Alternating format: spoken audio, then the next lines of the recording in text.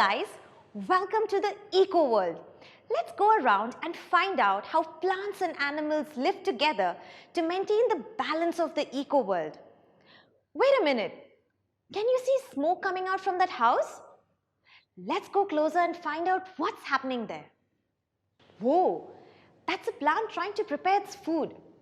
Did you know plants are the ultimate chefs of the living world? They use sunlight, carbon dioxide from the air, and water from the soil to prepare their own food. They have a green pigment in their leaves which helps them to do so. During the process of cooking food, the energy from the sun gets trapped in the plants. This energy then helps the plant to carry out its daily activities. Did you know that this plant is not only preparing food for itself, but also for the entire building of animals next to this house? In this building, different animals live on different floors, depending upon the group they belong to. The first floor of this building is occupied by herbivores. Animals like caterpillars and grasshoppers reside here, as they only eat plants.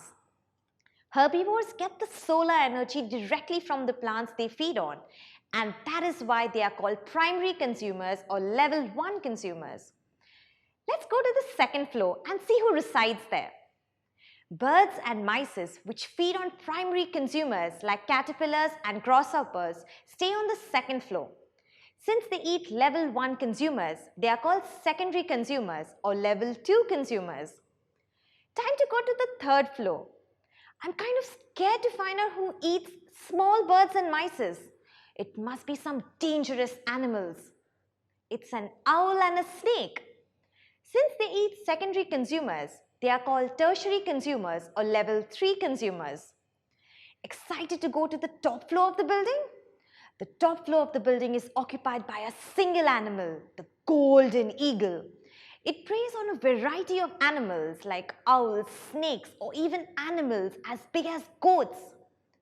Do you know why the golden eagle lives on the topmost floor? Well, it is because no animal preys on it.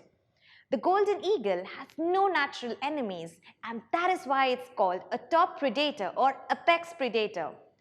This arrangement of animals, one above the other, is called the energy pyramid.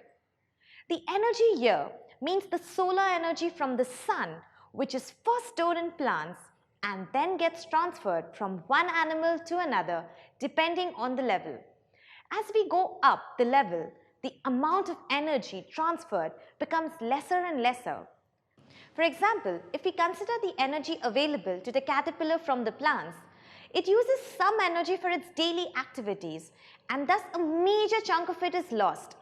When a small bird eats the caterpillar, it gets very little energy as compared to the caterpillar.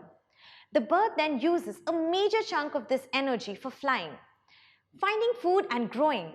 The unutilized energy is then passed on to the next level. As we go up the energy pyramid, the amount of available energy decreases, and that is why the number of animals also decrease. That means in a particular area, there must be many grasshoppers, but very few golden eagles. If there were many eagles for a particular area, there would be a scarcity of food and thus excessive competition for survival. That's why the top predators like lions or tigers do not allow new males to enter their territory. If they do, they would have to compete against them to meet their daily requirement of food or energy. This difference in the number also explains why the lower layers of pyramid are broader than the top ones. That completes our tour of EcoWorld. See you next time.